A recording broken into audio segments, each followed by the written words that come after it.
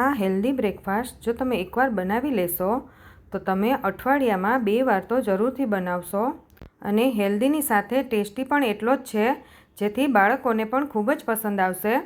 તો ચાલો કેવી રીતે બનાવવું એ જોઈ લઈએ. તો એના માટે દૂધી, કોબીજ, ગાજર અને કેપ્સિકમને આ રીતે ઝીણા કટકા કરી લીધા છે અને ગાજર, દૂધી અને કોબીજને છીણી લીધું છે.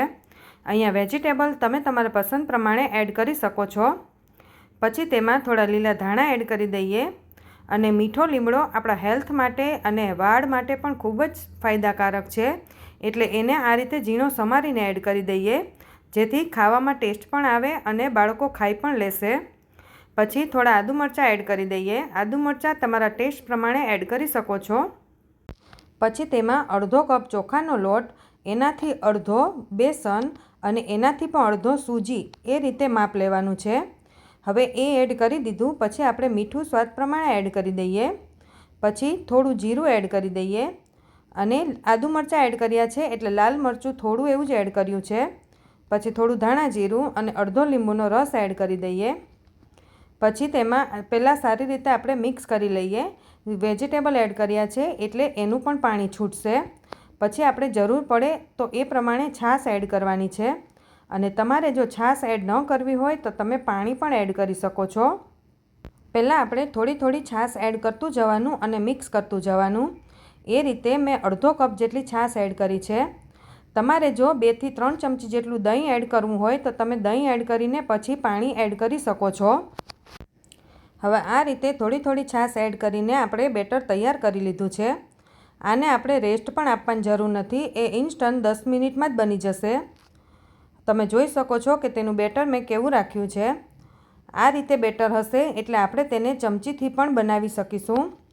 હવે બેટર આપણું તૈયાર થઈ ગયું છે તો આપણે એક પેનમાં થોડું એવું તેલ લગાવી દઈએ અને તેના ઉપર આ રીતે ચમચીથી નાના નાના મેં ચીલા બનાવ્યા છે.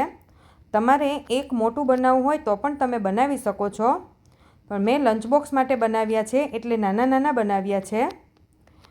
આ બાળકોને ખૂબ જ પસંદ આવશે. હવે આ રીતે એક પેનમાં મારે 4 સમાઈ ગયા છે તો મેં 4 બનાવી લીધા. પછી આપણે તેના ઉપર બીટની છીણ એડ કરી દઈએ. આ એકદમ ઓપ્શનલ છે, તમારે ન કરવું હોય તો પણ ચાલે. હવે આ રીતે બીટ એડ કરીને આપણે તેને થોડી વાર માટે ઢાંકીને મૂકી દઈએ, જેથી એકદમ સરસ ચડી જાય. હવે તેને પલટાવી લેવાનું છે. હવે પલટાવીને પણ ઢાંકીને આપણે 2 મિનિટ ચડવા દઈશું. તેલ એડ કર્યું છે, તમે તેલ અથવા ઘી અથવા બટર પણ લઈ શકો છો. હવે આ રીતે બંને સાઈડ ચડી ગયું. પછી આપણે ઉપર થોડું ચીઝ એડ કર્યું છે. તમારે ચીઝ ન એડ કરવું હોય, આમનામ ખાશો તો પણ ખૂબ જ સરસ લાગે છે, પણ આપણે બાળકોને ખવડાવવું હોય તો આ રીતે આપણે ચીઝ મૂકીને આપીએ તો એને પસંદ આવે છે. તો હવે તેને આપણે ચીઝ મેલ્ટ થાય ત્યાં સુધી એકદમ સ્લો ફ્લેમ પર રહેવા દઈએ. તો તમે જોઈ શકો છો કે ચીઝ આપણું એકદમ સરસ મેલ્ટ થઈ ગયું છે. મેં અહીંયા પ્રોસેસ ચીઝ લીધું છે, તમે મોઝરેલા ચીઝ પણ લઈ શકો છો. હવે તેને આપણે ગ્રીન ચટણી અને સોસ સાથે સર્વ કરી દીધું. ખરેખર ખૂબ જ ટેસ્ટી આ નાસ્તો બન્યો છે.